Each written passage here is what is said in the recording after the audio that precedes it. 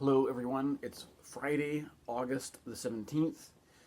Mercury has just made its retrograde ingress into Leo, and Venus is in Virgo in at 14 degrees of Virgo, and it's applying to the T Square with Saturn in Pisces and Jupiter and Mars in Gemini, creating the Mutable T Square. Now, there's a couple things I figured I'd just get into right off the bat here, and one of those was my ability to make accurate predictions, and the style that I've been taking with producing these videos, in that I have, I have to say that I have been experimenting recently, because sometimes I have this sort of like craving, or at least this inspiration to try to do videos in a different format other than this, where I might be like editing some stuff together. However, these videos don't necessarily always do very well. But anyways, regardless, my usual format is to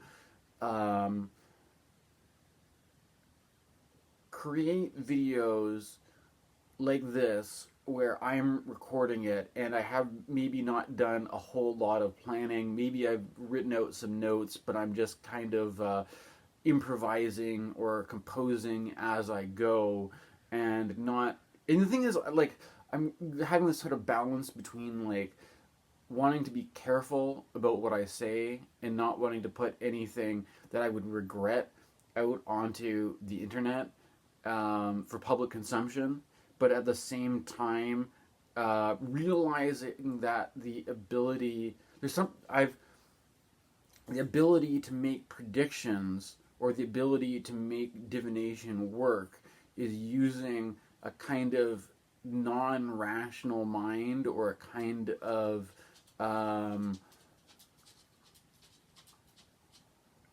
it's one of these things too, that I, just to give a reference, that I have Sagittarius stellium, and one of the things that's often a criticism with Sagittarius is that they have a big mouth, or that they say the wrong thing. They put their foot in their mouth. But one of the things that I've been doing is to, like, the sense of, like, if you take this and apply the idea of like the Freudian slip, right? That the Freudian slip is like you say something unintentionally, but that unintentional thing may reveal something, right? It may reveal a complex. It may reveal something unconscious. It may be an accurate prediction, right? So there's like the difference between trying to like compose to get everything very composed and meticulously planned out about what it is that I'm trying to present to the audience, versus just kind of letting it rip and being more loose about it, and letting things get in there that maybe, rather than being so meticulous about whether it's appropriate or not, just being more loose about it, and then those loose things turning out to be real, or predictive, at least, right? And in this situation, unfortunately, it's not a very. I mean, this is as I said before, a pretty gnarly T square, because you've got both Mars and Saturn involved, and you've got Venus and Jupiter, but both Venus and Jupiter are in poor dignity, in the signs where they don't like to be. Venus in fall in Virgo, Jupiter in detriment in Gemini. There had been something in the news, the local news where I live, about a building in Vancouver for low-income people, low-income housing, going up in flames, and it looking like a huge mess. And when I was talking about this happening, I sort of made a joke that,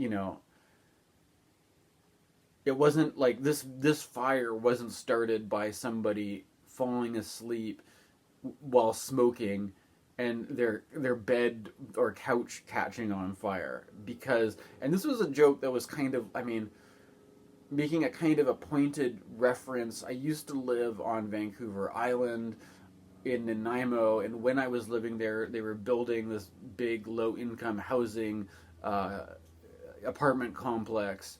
And I saw in the news recently that they had a fire in that apartment complex that was caused by a guy who is losing consciousness while having a cigarette in bed. Which, like, and this is the kind, and I'm just bringing this up because it's a kind of a point of political tension in the sense that we have a huge problem with a housing crisis. We have a huge problem with unhoused people and addiction problems and mental illness and all that kind of stuff. And I, prior to becoming an astrologer, I was active in radical mental health scenes, but I basically decided to shift towards focusing on doing astrology because I felt like, I mean, it's like the whole idea of being an advocate for the mentally ill, or part of that has to do with understanding that there might be people, a group of people that are too far gone to really expect them to be productive members of society. That, you know, there's a whole bunch of people that are just on drugs on the street, and there's a sort of a housing first initiative.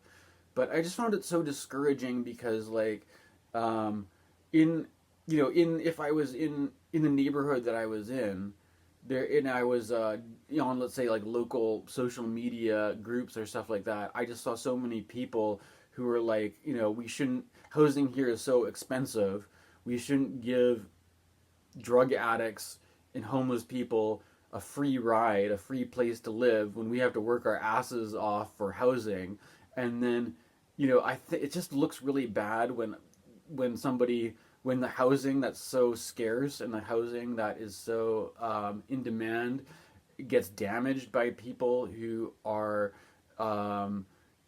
either just negligent or acting out because they're on drugs or because they're having a mental health crisis and damage. And so there's also, like, I don't know, it's a complicated problem because it's like you want to advocate for housing supports for people, but okay, I mean, I'm just giving an example of a story that happened in the town that I used to live, where, and so that basically inspired this thing that people are going to be like, you know, people are going to be arguing against housing for the homeless people because they just fall asleep smoking in bed. Anyway, so this is something that I think is just a pattern. Maybe this is like, maybe I was just going for the low-hanging fruit by making a joke about this, but it was like, since that video happened where there was a fire in Vancouver, there's been another fire caused by somebody smoking in bed, or, like, you know, like just a stupid, you know, a stupid fire that could have been avoided if people were more strict about not smoking inside, right? I mean, it's like, I mean, that, because it's different than like freaking out and like drawing graffiti all over the place you live or something like this, or like trashing the place, or, you know, turning your house into a crack house or something. It's like literally just like, you could just be a pretty well-meaning, you know, good citizen, but if you were just better about not smoking in bed, you know, it would have made all the difference, right? I guess I will leave the links in descriptions. But that's one thing that I accurately predicted with my style of being somewhat loose about how I'm speaking in these videos. Another prediction that I made that came true, or is accurate, is that when Mars ingressed into Gemini, I made a video talking about Jupiter and Mars together, and what I was going off of was Gemini, and, like, first of all, Jupiter having to do with uniting things together, being the patriarch god who has a common kind of order, or that what would be called a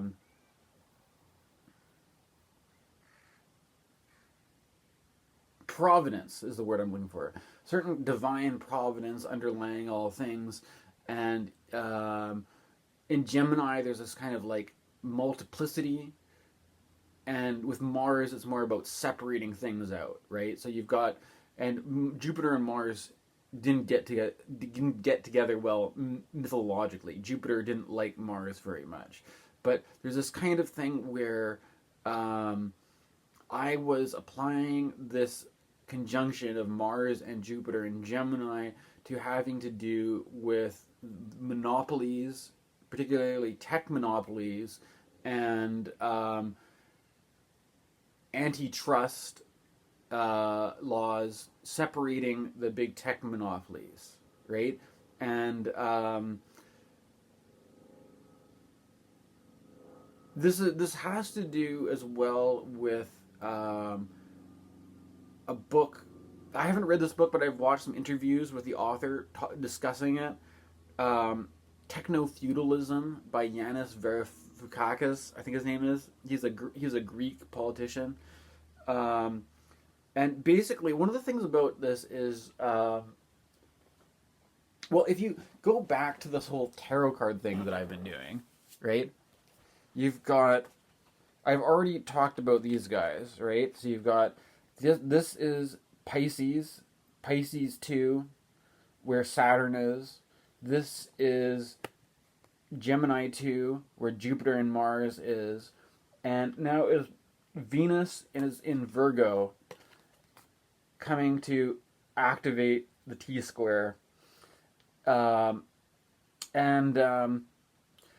If you use the Golden Dawn or the Crowley method of naming these, you have the Lord of Happiness, the Lord of Cruelty, and the Lord of Gain, right? And one of the things to consider that when I'm thinking about this is that, so Venus is in Virgo and Saturn is in Pisces, right? Now, this is a Jupiter Decan, so it looks more Jupiterian, but Saturn is a little bit more like a, it represents a wall, right? Oftentimes, or a border, or a boundary, or an obstacle, or a rule, or a limit, or a regulate, or something like this, right? Authority figure, strict parent, or something, like Senex, an old man.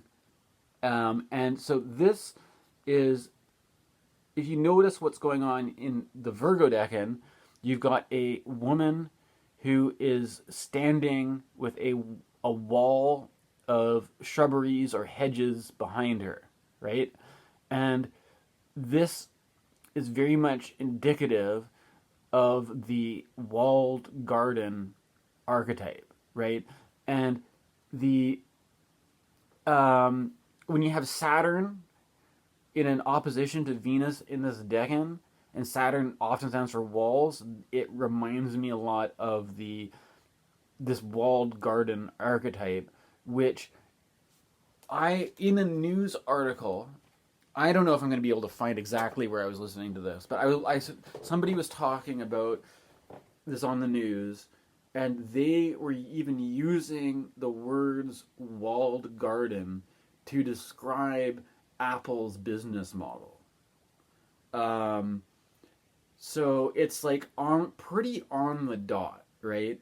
And the idea about the walled, because now at one point in time in my life, I worked more of a 9-to-5 job, and I sold computers, and I sold Apple products, and there's obviously, maybe I don't have to explain this, but Apple has a certain kind of ecosystem. They have a controlled ecosystem with their products compared to Microsoft, right? And there's this idea that this was often pitched in the sense of when it comes to hardware, and if you were working in the I was also for a period of time working in the digital media production industry, doing things like photography work, and for when it comes to things like color correction, the idea with Apple products was because they had control over all the hardware, that they knew what kind of graphics card they were using, they knew what kind of display they were using, they knew what kind of software the drivers were going to be, and so that there was a certain consistency between all the way things looked on all Apple screens. So if you didn't have to worry so much about like, is does this color look this way on my monitor, but then when I put it on your monitor, it's going to look different, and then when we print it, it's going to look. It's all like standardized, right? And that was one of the arguments to, because there's a certain kind of control there, and they were also, applying this idea of like quality control and all that, right? The things often you can get the exact same software for Windows, and the point about this is that when it comes to this kind of business model where you have like the Apple Store, the Apple App Store, is that, and if you were a software developer, that if you were like writing software for other platforms, you could just like come up with a program, put it out on the internet, and like anybody could just like download it and install it and try it out or whatever. And it's more a bit like the Wild West. Whereas with Apple and the App Store, you have to actually pay Apple to have your app on the App Store, right? And I think I've never owned a Google phone, like an Android, but I have heard that Android, the Google Play Store, has a bad reputation compared to Apple in terms of like there may be a lot of apps on the Google Play Store that like don't work very well because they don't have the same quality control.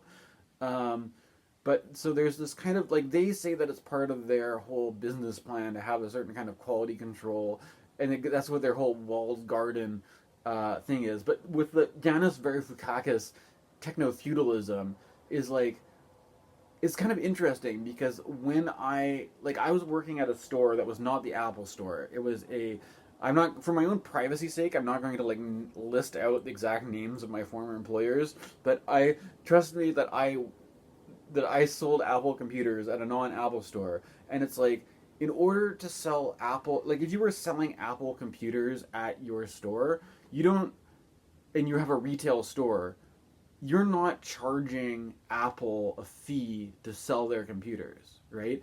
But you are, like, I was paid commission. Apple, if I sold an Apple computer rather than a no-name PC computer, I would make quite a bit. I'd maybe make like $10 for every Apple laptop that I sold, right? Which, I mean, it's not that much, but if you're only making like minimum wage and then you get like an extra, it's like, it kind of, if you're selling a laptop an hour, it doubles your minimum wage, or almost, right? You know what I'm trying to say, right? The commission, you make a lot of money off commission, right? But it's not like, imagine if you had a store where you sold these laptops and you made quite a bit of money off commission, but then as the owner of the store, you said to Apple, well, we're only going to sell your laptops if you pay us a certain amount of money, rent a month, for us to provide the service of having these charming young sales associates such as myself here to provide customer service. But the funny thing about it is that, I mean, honestly, I think when people want to buy Apple products, they don't really need a salesman to do that much work for selling it. But it is like, you could say that like we have this business that we've set up, that we've established good rapport with our local community, and that in order to, foster, it's such a great thing that we would establish this like relationship with our customers, that if you want in on this, you have to pay a premium for us to sell our products to our customers, right? Like if you want our store to sell your laptop, you have to pay us a certain amount of money a month. And then, of course, it's a question, are the CEOs of the company the ones making the profit, or is that fee going to go to the employees, right? But I mean, I'm giving you an example because things don't work this way. You don't ask a company to pay you to sell their products. Or if they do, they have a commission incentive, but it's not like, you're not going to be like, you have to, in order to sell your products, you have to have these commission things or else we're not going to sell your products. That's just kind of a bonus, right? from the company's perspective, you know, they're the one giving you the. If you didn't have products to sell in your store, you'd be shit out of luck. So they're the ones with the power, not you. So they're just doing you a favor by giving you commission, so that you're making more than minimum wage. But you could do it other ways. You could say like Apple pays us $10 an hour to sell any laptops. If you want us to sell your laptop other than Apple laptops, you have to pay us $20 an hour. Or no, paying us $20 commission, right? Like you can like as the business owner, it's like are they giving you the commission as a perk, or are you demanding the commission from them, right? Okay, might just seem like a bit of a tangent, but the point here is that you've got a situation where there's a question of like, having a certain control over the products that you're selling, what goes in, what goes out, that kind of stuff. And also, I mean, you could apply the same principle to economies like the way that China completely outlawed American credit card companies, right? Whereas I find it really interesting the way that in Canada we basically have a debt economy where even the politicians, the best they can do to try to make the economy better is try to negotiate ways for Canadians to take out bigger loans from the banks or something like that. Like, or there's ever since the financial crisis, or I don't know, and prior to that even, what led up to the financial crisis and what continues the financial crisis is a debt problem, right? A credit card economy, right? And that defines the state of affairs where I live in my country. In China, obviously, it was a different situation with communism and all that, and it'd be too difficult to go into all of that. But in some way, China has their own walled garden in the sense that when it comes to financing, they completely eliminate MasterCard, Visa, all that kind of stuff. Like, the American credit system cannot touch China, right? So they have their own sort of sense of protection, right? And there's the kind like, if by using, I think there's kind of like you could also apply this idea to something that's not just to do with economy, but I'm thinking about Wilhelm Reich and the orgone accumulators, right? This idea that you had this idea of like buffers, or basically like insulating walls, right? That like if you were to, or that the idea that even like a lot of Wilhelm Reich talks about like holding tension in the body in terms of like body armoring, and it's the idea is that like the body holds a lot of muscular tension because it feels like it, in order to keep its sense of boundaries, it needs to be in this really like tense, armored, protected state, right? Now, if you were to somehow create a boundary or like a protective container, right? Let's say like like if you're doing therapy with somebody in a private way, right? Like you have a private therapy session where you have a certain trust that what you're going to say in therapy isn't going to be broadcast to the public, that you have a certain sense of privacy. Then what that does is that you feel like you're burdened down by all this tension, but you can what happens is if the therapeutic container has good walls, then your tension in yourself gets to be offloaded onto those walls, right? That you now find yourself in a situation where you can be a little bit more relaxed, be a little bit more open, be a little bit more expressive, be a little bit more free, but that you know that you are allowed to do this because you have been there's a container created for you that's like a walled garden, right? And I think there's kind of this issue when it comes to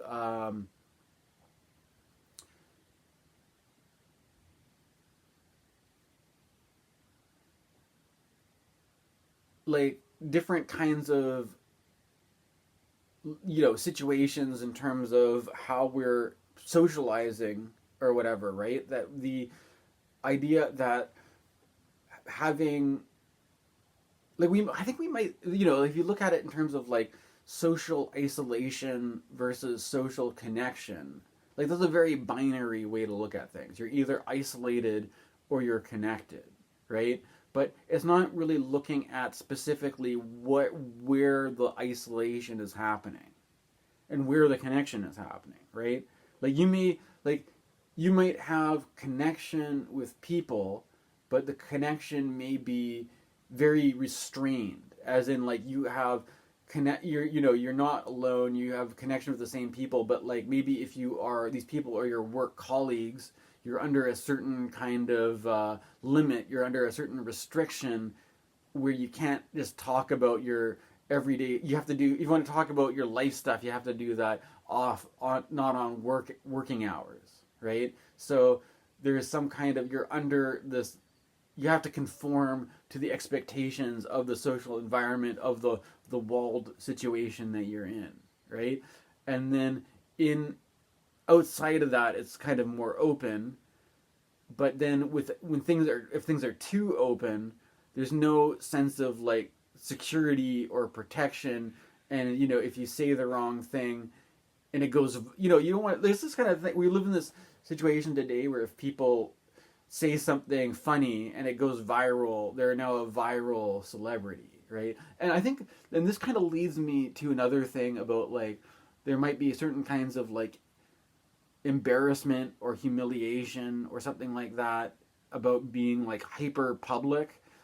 And in the news recently there was that Australian breakdancer lady that I don't know. I have to admit that I laughed when I saw her moves. And I don't know, maybe I'm not the one to go into like that much of an analysis about it, but there's this kind of thing that like, if somebody, it's a difference between like, having the freedom to express yourself and do what you want versus like trying to go for gold and compete in a event that's going to have world exposure, world publicity, right? That you're if you want to be compete for number one in the world and put yourself out there, you're going to be broadcast to all TV screens around the world, and you don't have the protection of doing what you want to do in a walled garden. You're completely exposed, right? And if people make fun of you, unfortunately, that's just part of the package, right? Whereas with a walled garden, you have at least some sort of control or some kind of security, that you have a container that has a certain degree of safety that you can explore with freedom, because you know that there is a limit there that is protective, right? And similarly, I've come across this whole idea of the walled garden in, I'm pretty sure it was the Jungian men's group movement, the mythopoetic men's group movement. If I can find the link to where I heard about this, maybe I'll include it. But it was a number of years ago that I listened to this. I think it might have been Robert Bly talking about parenting in terms of like being parents raising children, creating a walled garden for their children, right? That you want to have for for some a child to be able to live a, or I think this is often part of this conversation about the growing up from adolescence into adulthood and initiation, right? Being initiated into the world of adulthood presupposes that there's a certain period of time where the child is insulated from that world and allowed to live the life of a child beforehand, right? Because if a child, and this I think goes really well with the whole Saturn in Pisces dynamic, right? That Saturn in Pisces stands for old age and the old man, but it also stands for the wall or the limit.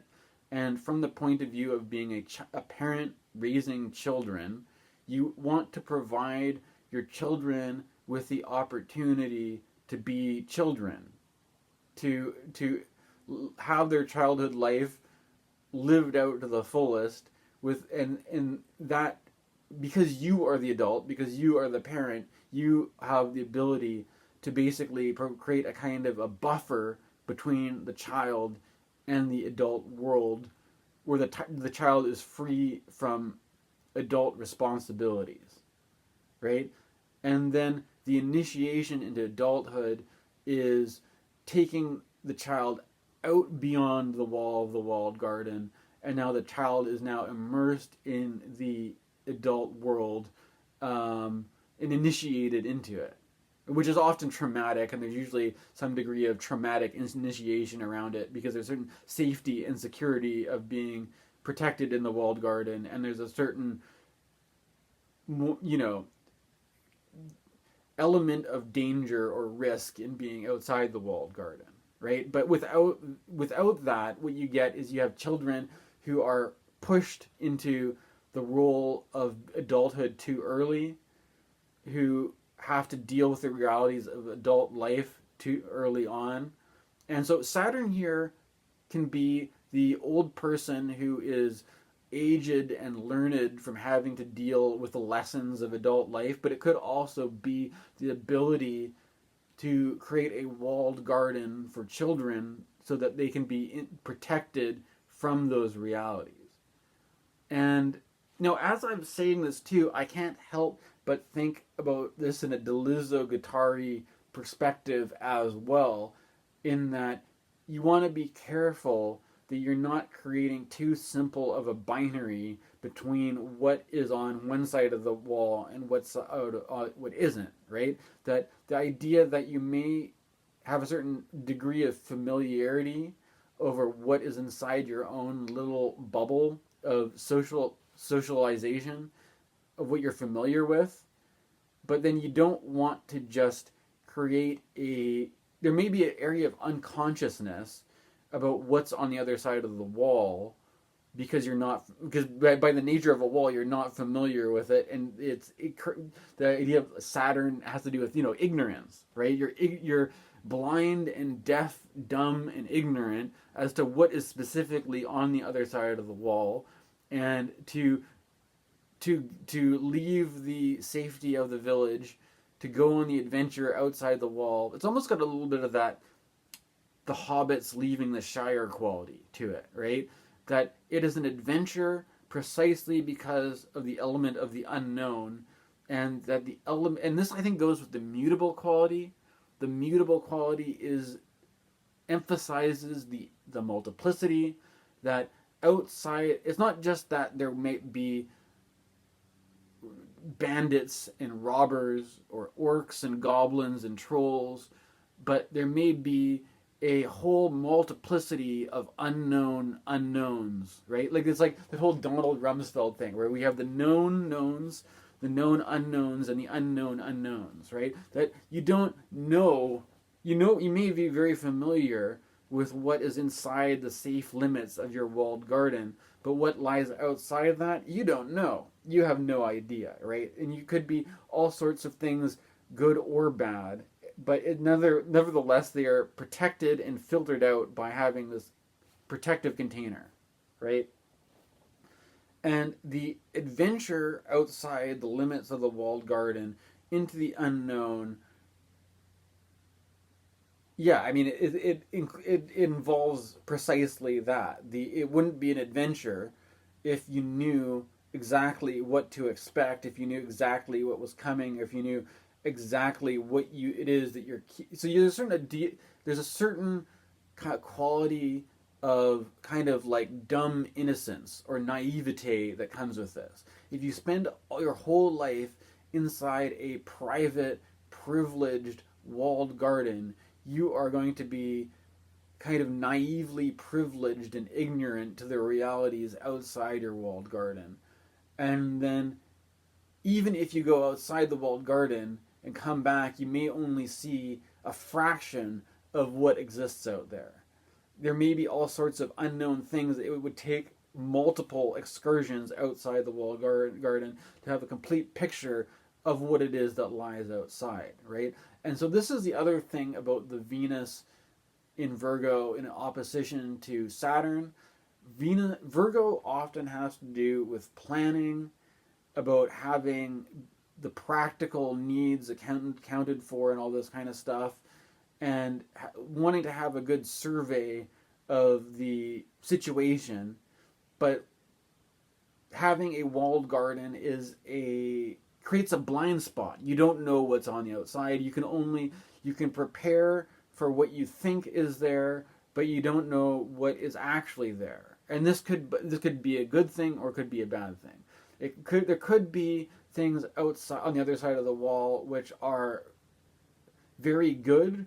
There could be things outside the wall which are very bad, and there could be things which are relative. And maybe it depends on your perspective. But you don't know until you go and see. And I think there is, but one of the things that's interesting about all this is that if you go back to these, you got the Lord of Happiness, the Lord of Cruelty, and the Lord of Gain. There's the idea of, with the Lord of Gain, the idea that another important thing about this, I kind of alluded to the issue of privilege and all this kind of thing, right? That part of the thing about the walled garden is that it's the protective quality of Saturn, right? The protective quality of having a wall, keeping the robbers and the bandits out or whatever, and also is also sort of like creating like a silo, where if you or a ability to, could also be like fruit saving, like maybe Venus is like planning for the future and wanting to save the money for the future. So outside the wall there could be all sorts of needy people who need money, but then in your kind of privileged walled garden situation, you don't even know who's outside on the other side of the wall. If you go outside, if you were to venture outside of the wall, there could be all these people asking you for things, asking you for favors. But if you're in this isolated situation, you have the ability to save money and amass a kind of wealth and power that is protected by this wall. Right? And I think that you'd also, you could go bring this back to what I was trying to get at with the antitrust laws around. I mean, this applies to a lot of the big tech companies like Apple, Google, Amazon, all that kind of stuff. That there's a certain, like the same way that I was saying that like, a business doesn't charge money to use the products. But if you have established this structure, then you could have something where you could have the wall is not completely blocked off to what's outside, but anyone that wanted to come inside would have to pay a fee, right? And technically, you could even imagine if you had a bookstore where you had a lot of rare books, but if people wanted to browse your bookstore, you charged them an entrance fee to even get into the books, regardless of whether they want to buy anything. You could say, because Amazon has made being able to compete as a bookstore, you're not just competing against other bookstores, you're competing against Amazon, which has this huge infrastructure, right? So in order to compete with Amazon, if you want to come and look at our bookstore, you're gonna have to pay $30 at the door to get in. And then you got an hour to look around. And if you want to spend over an hour, you're going to have to pay another $30, right? You're going to have to pay money just to hang out in our bookstore and look around. And then if you're a publisher who wants to sell money in our bookstore, you're also going to have to pay us money, right? So and then you're basically creating the situation where if you've got this thing where all the like you get a reputation where you've got everybody knows you've got the coolest books, and everybody, because you've got this sort of like you're off limits to the public. Not everybody has the money to just spend money just to go browse in a bookstore. You're creating this situation. It's kind of like this pile-on effect where you everything you're doing is behind like a paywall, and if you're selling other people's products, even that is behind a paywall, right? And then you're just in this sort of like realm of like you may not even be all that special, but like in order to even get there, you have to pay to get in. You have to. So this is kind of the whereas. So like this is creating these kind of like class barriers or segmentation striations that act as. And the thing is, that you could also look at it in a kind of a Reichian way where each of these boundaries takes off the pressure of being just exposed to the public at large, right? Where instead of like if you had the same thing is about selling computers and video games. You have to deal with shoplifters, right? People might come into your store and they may just have like a crack open your CD. I mean, people nowadays, I'm back in these days. It used to be when you sold video games and discs, and people didn't just download off the internet, right? And you had the problem of teenagers trying to steal video games and stuff like that by tearing open boxes and stuff like that, right? I don't know if they still do this, if you had a store where you were like, if you want to come into the store, you have to pay a fee at the door, And so if you steal, you have to steal quite a bit to make it worth your while. If you have to pay a fee to even get in here, right? The people may not even bother to come in here in the first place, and the only people coming in would be wealthy enough people to pay the fee, and they wouldn't be stealing, right? So like you start to look at like maybe like these kinds of like feeling, but then you having this sense of like being in a instead of just having we could have a society that's completely like free and open, where the differences between people aren't very highlighted, right? That everybody like you have a business that's open for everyone, right? Or else you could have a business that's only open for the elite. And the thing about when you have like, if I was to have an astrology business that was only like the only clients that I served were really elite clients, then what am I going to do? Like, am I going to do a natal chart reading for $20, or do a natal chart reading for $200, or like $1,000, right? I could put the same amount of work into it. If I have wealthy clients paying me a lot more, like, what am I going to do? Put a lot more work into doing a lot of stuff for a lot of people who can't pay very much money for it, or putting the same amount of work into one client who has a lot of money, you can pay a lot of money for it, right? What you want to do is there's this idea of creating a kind of a system where you are only, if you want to actually survive and make money, your clients are paying, you're only dealing with the most elite clients possible, and the people who aren't wealthy can't have no way to even they don't even know about you or whatever. You don't have any. They're completely. You need to have these like, but it creates a situation of a highly striated, highly segmented, highly class divided society. But then at the same time, if you are just like the other side of this is like the issue about like if you are just like we're going to create. Make things like housing, the basic resources of necessities, accessible to all. We're going to have a building that is going to be housing for all the needy people who are without housing can have it. But then what happens when your neighbor falls asleep smoking a cigarette in his bed and the whole complex goes up in flames, basically, right?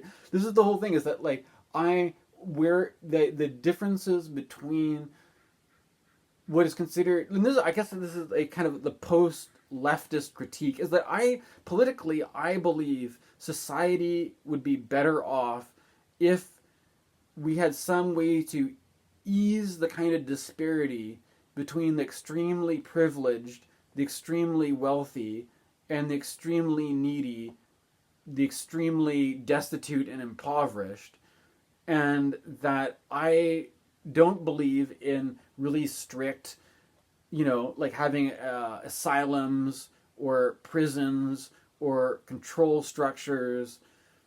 But at the same time, it's like most people, given the choice, probably would not want to live in a low-income housing complex like the projects or something like that. There may be certain things to do with crime, or there may have even just things like people who smoke inside. Maybe that environment, or even if they don't light their house on fire, maybe you're just like, wow, I live in a shitty place that smells like secondhand smoke and people write graffiti on the walls, and I would really just prefer to live somewhere else, right? Never mind if these people are lighting the building on fire, right? Or this is the thing, is that like if you are an advocate for, if you're an advocate for having low-income housing and support for people that are really destitute and down and out, and you live in a community full of people who don't want anybody to have housing unless they contribute to society. You don't deserve to have a house. You don't deserve to have a roof over your head unless you go and put in the work. Like, why on earth would anybody work a full-time job if they can just have a house for free, basically? If you allow one person to have a house for free, you need to allow everybody to have a house for free. And if everybody had a house for free, why would anybody work, right? I don't know. These are pretty big questions, and I'm not going to solve it all here. But this is one of the things that I ran into, is that I regardless of whether I'm in favor of like leftist, socialist, housing initiatives for people, it's just part of the territory. You're going to have people lighting their beds on fire with cigarettes, or else you're going to have an extreme control structure to make sure that, like, what are you going to do? You're going to have in the lobby, you're going to have somebody who checks everybody for lighters and cigarettes when they go into the building, right? You have to get patted down and have all your drugs taken away from you when you, and like having a really, more, or whatever, you're going to have, the other thing too, just to be straight up about it, is that there are a lot of housing initiatives for people with mental health issues that are like, if we're going to give you housing on the condition that you are compliant with psychiatric medication regime, right? And the idea is that, it goes together, right? You've got the housing support, right? You've got your medical support, and that, because if you allow people to have access to both housing and medical supports, that helps them to be well, right? Because it's like, as with any disease, if you don't have your medication, you're not going to be well, in a very simple way, right? Now, it gets more complicated when you factor in the specific problem of people lighting their beds on fire with cigarettes. Because when you get to the issue around the forced medication or coercive medication, typically the issue is that when it comes to, there's certain kind of medications that people want but are denied access to because they might be addictive. And those are usually like painkillers or anti-anxiety meds, stuff like that, right? And there may be somebody who's like, come on, doc, I'm really hurting. Please just, but like the thing is, on the other side, people, the prescriptions that people are that are generally have people forced onto them, whether they want it or not, are usually going to be antipsychotics, right? Whereas while somebody may be addicted to a painkiller or addicted to an anti-anxiety medication, chances are people are going to resist antipsychotics because they don't like the way they feel, right? And that antipsychotic, there's also this kind of issue around the idea that like, oh, well, if we give these people this medication and make sure they're on it, they'll be more employable. The problem with antipsychotics is that they are tranquilizers, they're sedatives, and that people, this people may not become more productive, they may be more docile, but not more productive. And the other thing is that there tends to be the connection where to mitigate because people don't like the way it feels being on these drugs, people on antipsychotics tend to smoke cigarettes more, right?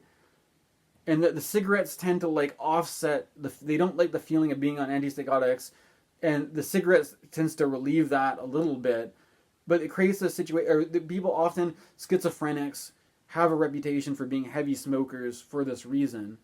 And then when you put that together with the fact that the antipsychotics have a sedating effect, then you've got the person's more likely to chain smoke, more likely to feel oversedated, more likely to fall asleep while sedated, and light their mattress on fire, lighting the whole building on fire.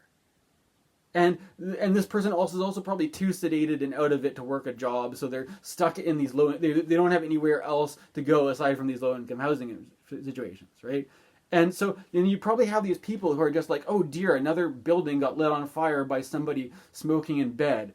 This is probably because they're mentally ill and addicted, so we just need to make sure that these people are more sedated so that they're more out of it, so they're going to light their beds on fire. You know what I'm saying? It's like people don't really understand the mechanism of the actual problem, and so they're kind of like, it's just the problem is, even if you have to understand that if you're going to provide low-income housing for people lighting their beds on fire with cigarettes is just going to be part of the problem, right? And there's a whole question of like, okay, you could apply the walled garden thing to be like, are we going to have like a facility for these? And like, I don't know. I don't like thinking about this, but this is the problem. Part of the problem is like, I don't know. I used to be more involved in, I don't know if I call myself a mental health advocate, but I was at least involved in that scene. But I don't know what to do for, I think what I got from talking to a lot of people is that it emphasizes this whole thing about like self-responsibility, in that there are a lot of people that have more serious, more severe problems than me, and it's probably better for me to focus on being responsible for my own life rather than being an advocate for people with much more severe problems, right? And then if you're just focusing on your own stuff, then you can maybe focus on making real, tangible changes in your own life. Whereas if you are trying to take on these broader societal issues, it may be an avenue for you to connect with a community or something like that. But it just, to me, I don't know. There wasn't, what you end up seeing is like, what I ended up experiencing anyways, was like connecting with an online community of people that would have a certain connection online, have a certain conversation that would happen in a certain space, virtual space. But then when my actual life, where were these people, right?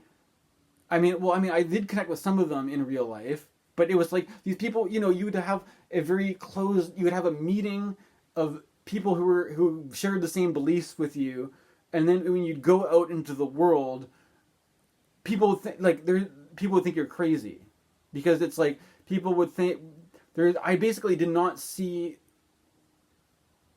that reflected in the community, right? I basically although what's interesting, there's this kind of thing that I do live in British Columbia, and we have an NDP government, meaning that the leftists have, it was a narrow win for the NDP, but we do have a majority here. So it was actually the majority of people in the West Coast on Canada do have leftist political beliefs, who do believe in social policies and stuff like that. But there's some kind of thing about like the reactionary, or there's a swing where a lot of people are leaving the NDP and going to the Conservatives. I think that has a lot to do with gender politics around transgender stuff, more to do with the crisis around homelessness and addiction and stuff like that. But like, I just don't see it. It's kind of funny because I living in a place that's supposedly a stronghold of leftist support, right? One of the place that actually that I was able to vote NDP when I lived there and have my NDP candidate get elected, which is the first time I've ever been able to do that, right? A lot of time, I don't even know if I'm going to vote in this election because the neighborhood that I live in is so conservative. I don't see the point of even voting, right? Because there's no way the NDP is going to get in where I'm living right now, right? But the fact that we have, I just don't see it represented in like the average everyday people. The average everyday people seem to be more like NIMBYs, not in my backyard. They don't want to have, like, there's something going on in Richmond, BC, a city that is a suburb adjacent to Vancouver, where they're building low-income housing, or there's a plan to build low-income housing. They haven't even started yet, and the people of Richmond are complaining that they don't want low-income housing in their neighborhood because they're afraid of homeless people, they're afraid of drug addicts. So this is. I mean, I'm just emphasizing this. I'm almost up at the hour mark, so I'll probably stop recording now. But this is a lot of it. Like, you have a community of people. You have a walled garden where you are able to stack your coins up. You have Richmond. A lot of people, immigrants, thought Richmond was a good place to move because they like the name Richmond. It's rich for rich people, a place for prosperity, right? You don't want to have a bunch of homeless people and drug addicts there. You want to have, and this is the whole thing, you want to have places which we call ghettos or slums, that we can just concentrate all the crime and the poverty and the homelessness in one place, so that people can have a walled garden to raise their children and not have to worry about them being exposed to that until they're adults, basically, right? Or that we can use this sort of like controlled thing to like control, so the children only have the right influences, so they're not corrupted, or your children are not going to become homeless people because they don't know about drugs and alcohol and prostitution and all this kind of stuff. They've only see what's in their walled garden, and they because of that they don't have any. They grow up to be rich, wealthy conservatives who probably don't have a lot of empathy for homeless because they've just been kept protected from them in a bubble of privilege their whole lives, right? And so that you can have these different class striations of life, where you have a wealthy elite and you have a group of suffering homeless people, and never will they mix, right?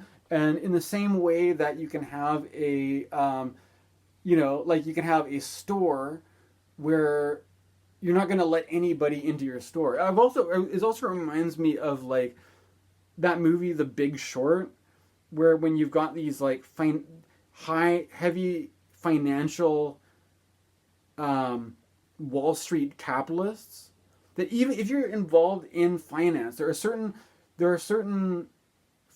I don't know, I'm not a financial expert, but there's certain firms or financial institutions that you have to be insanely wealthy to even be able to have a meeting with them.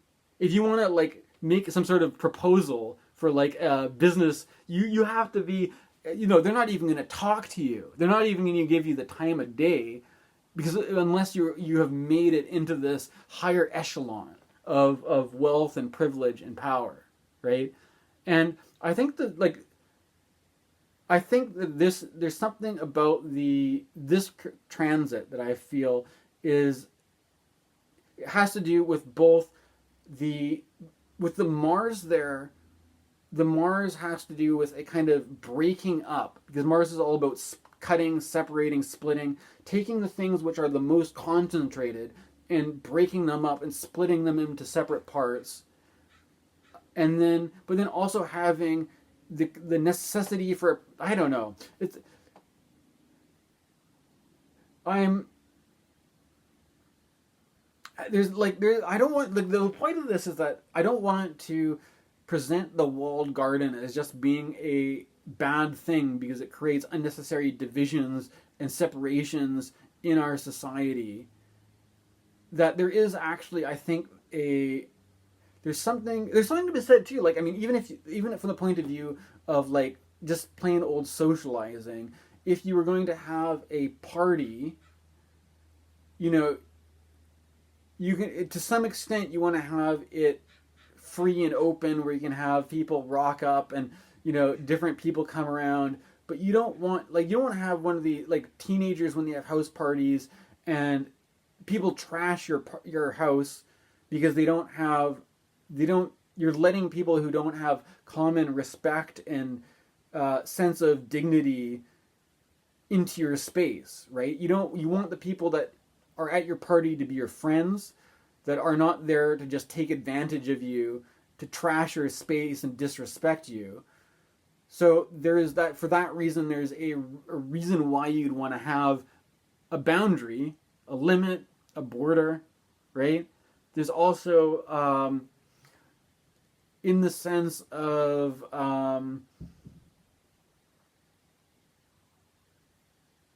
this in the sense of raising children. You don't want to have children just in a completely unboundaried being exposed to all the stuff going on in life. You want to have a certain you need to, in order to have initiation, you need to have the segmentation of these boundaries, right? And that the initiation from adolescence into adulthood happens in a more intentional way. And this is where the rites of passage and the ceremonies of initiation play a role in the life of archaic or tribal kinds of societies that we've kind of lost today, where now we have things like graduation ceremonies are the closest we have to this. The initiation of because if you're being a protected adolescence into adulthood, right? And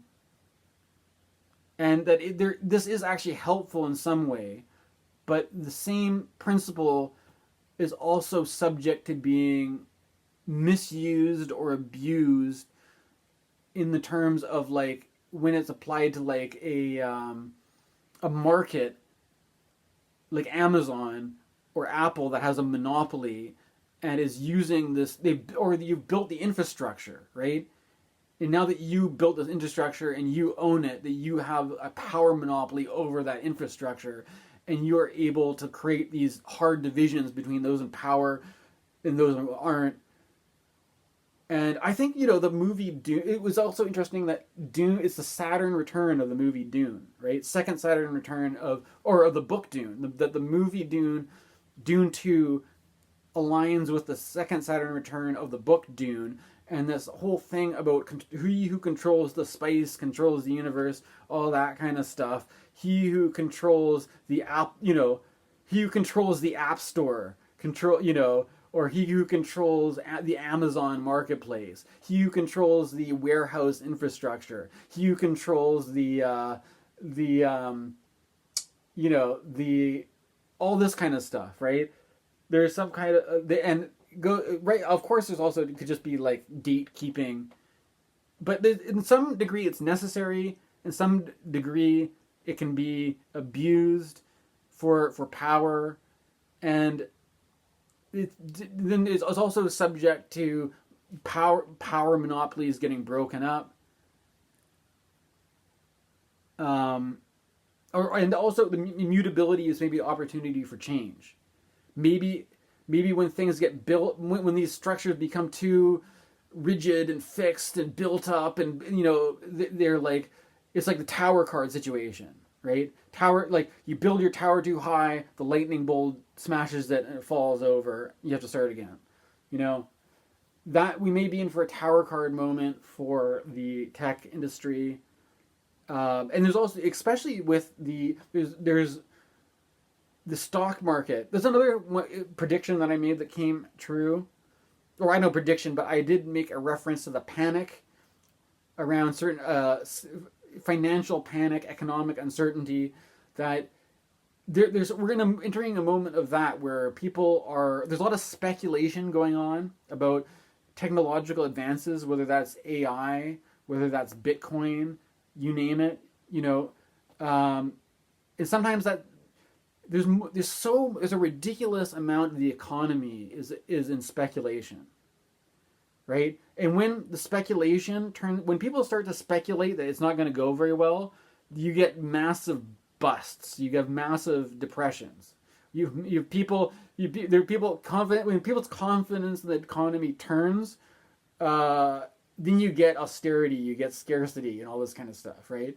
And then, but you don't want people just like having a bunch of wealth and prosperity because people are thinking that maybe things you might like you don't want to have all your money in the economy based on speculation of something that may or may not happen. If it's starting to look like what you're speculating on isn't going to happen, you're in for a reality check. And I think that's another one of these things. Venus opposite Saturn. You're gonna run into a limit. You're gonna run into a reality check. Okay, so this is over an hour. I'll stop now. These are my reflections on the current Mutable T Square. Thank you for watching.